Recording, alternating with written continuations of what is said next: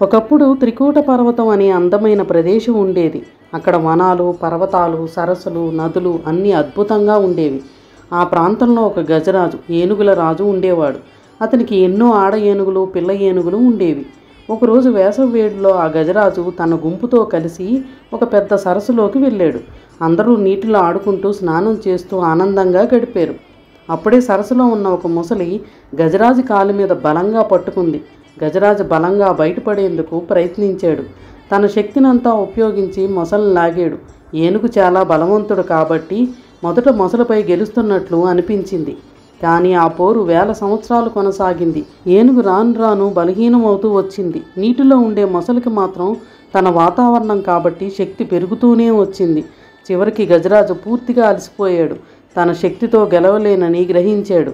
ఆ సమయంలో అతను 2 కళ్ళతో ఆకాశాన్ని చూసి ఇలా ప్రార్థించాడు.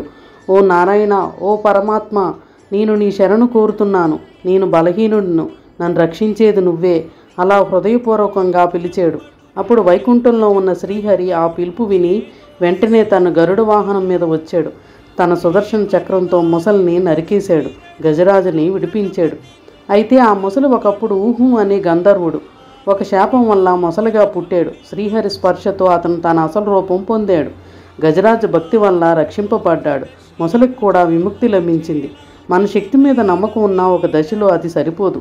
నిజమైన రక్షణ భగవంతుని శరణాగతి వల్లే వస్తుంది.